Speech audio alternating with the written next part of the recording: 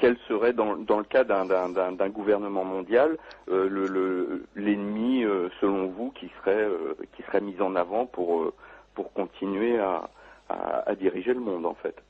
Alors, l'ennemi actuellement, dans le cas du nouvel ordre mondial, c'est l'islam.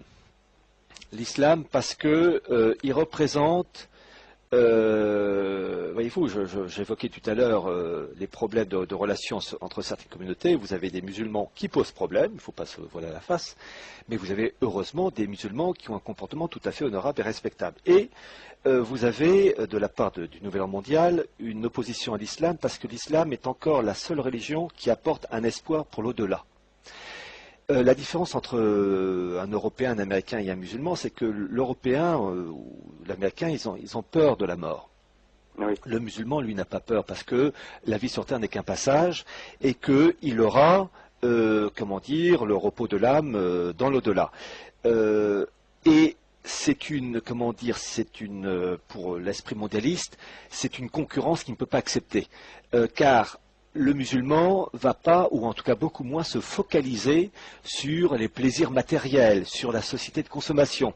Oui. Et donc il faut à tout prix détruire cet islam qui ne porte pas au nu, j'allais dire, l'American Way of Life. Je dois dire, attention, que ce principe-là existait chez les catholiques pendant des générations et des générations, mais depuis Vatican II, les catholiques ne sont plus catholiques.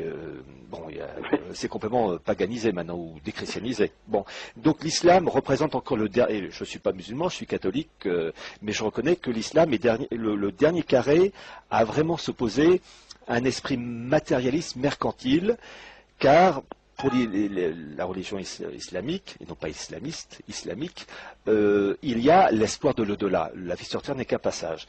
Le catholicisme défendait les mêmes principes avant, mais l'Église, non pas l'Église, mais les hommes d'Église ont failli. Bon, donc pour le moment, oui, l'islam représente une menace.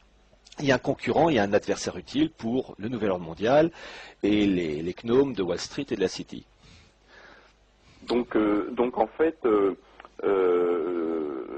d'après ce que vous dites, l'avènement je dirais le but ultime et l'arrivée de ce but ultime d'un gouvernement mondial ne pourrait pas se faire tant qu'on aurait une idéologie ou une religion qui permettrait en fait de donner une autre source d'espoir à l'homme que des simples instincts matériels basiques, quoi. Disons qu'il faut, dans l'esprit mondialiste, détruire toute forme de religion donnant un espoir surnaturel. Il faut araser tout cela. Et d'ailleurs, je rappelle, vous avez, et ça c'est archi officiel, dans mon livre « La marche irrésistible du nouvel ordre mondial », j'ai présenté une carte du Proche-Orient aux frontières décomposées en fonction des critères ethniques et religieux. La carte est issue d'une revue militaire américaine qui date de 2006 sous la plume de Ralph Peters. Et en fait, Ralph Peters ne fait que s'inspirer d'autres, je pense à un islamologue qui est toujours vivant, très âgé, qui s'appelle Bernard Lewis, qui a composé aussi des cartes où tout ça s'est un peu remanié.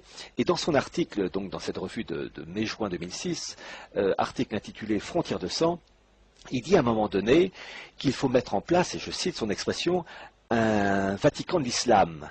Parce qu'il dit, en gros, je résume sa pensée, il dit que l'islam est incompatible avec l'esprit actuel et donc il faut changer cet islam. Et on peut le faire qu'avec un sort de Vatican, un clergé qui, ayant l'esprit remanié, j'allais dire un Vatican II musulman, et bien ayant l'esprit remanié, on pourrait donc influencer l'islam pour le rendre adaptable à l'esprit du mondialisme.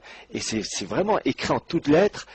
Et donc, ça a moins l'avantage, c'est qu'on sait à quelle sauce on va te manger. Alors, ils ont réussi avec le catholicisme, puisque je rappelle, Vatican II, c'est en fait la bascule. Avant Vatican II, l'Église catholique disait, c'est au monde de s'adapter aux principes catholiques. Après Vatican II, c'est l'Église qui doit s'adapter au nouvel ordre mondial. C'est la fameuse encyclique Pacem in Terris de Jean XXIII, jusqu'à aujourd'hui Benoît XVI. Voilà, donc le catholicisme, ça y est, ils ont gagné, il ne reste plus que l'islam, voilà, qui essaie de résister. Mais enfin, vous savez, la vérole, c'est contaminant. D'accord. Très bien, mais merci beaucoup et puis bonne continuation. Merci bien. Merci pour toutes vos recherches. Merci beaucoup. Au revoir, Raphaël. Merci, au revoir. Au revoir. Jean, bonsoir. Oui, bonsoir. Merci pour cette émission passionnante. Je ne suis pas du tout spécialiste, mais dans la mesure où ça touche la religion, moi je m'intéresse plus au côté spiritualité. Bon, j'ai cru vous entendre dire tout à l'heure que finalement le seul obstacle restant à l'établissement d'un nouvel ordre, on va dire, le seul obstacle religieux restant depuis Vatican II serait donc l'islam.